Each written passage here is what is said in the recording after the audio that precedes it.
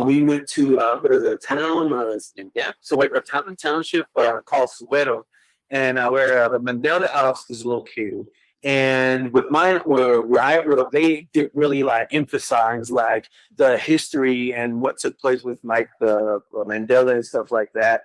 And so that was like a big learning thing for me as well. We also visited one of those other places as well, where they had the 10 laws of like equal rights and things that they put together. And I think it was 1955.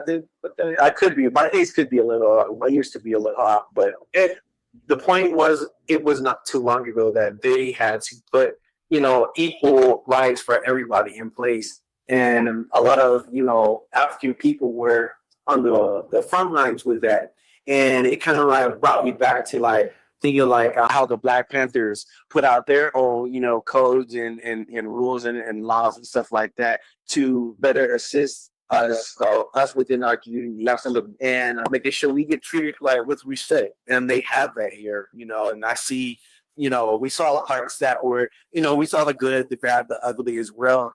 And when we were amongst, the people and stuff like that, it was a beautiful exchange where our presence was blessing them and their presence was enriching us. Yeah. Exactly. And there, I felt a lot of value in that. And people, I was telling them one story about where us and our tour guide pulled up to the Mandela House. And there was just a gentleman that worked at the Mandela House just chilling on the firewalk.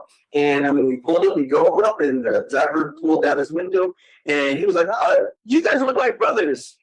And like I was telling Mark, like it was a charm moment.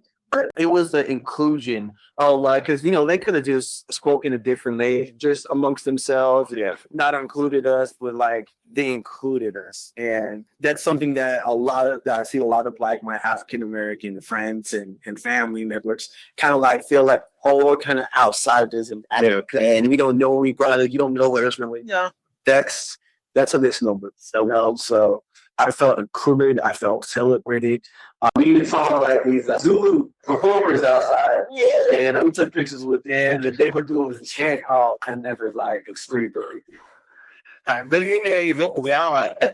there's some strong people, but I'm like, yeah. So it was just a whole experience yesterday, spending the whole day in Soweto in the township, learning about the history, what took place. There's some ugly moments in history that kind of like led to where things are.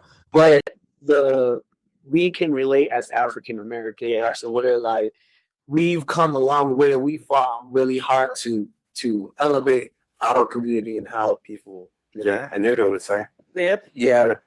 And then there's that connection between us and just African people, for situation's sake, I'm South African. Yeah. I don't know.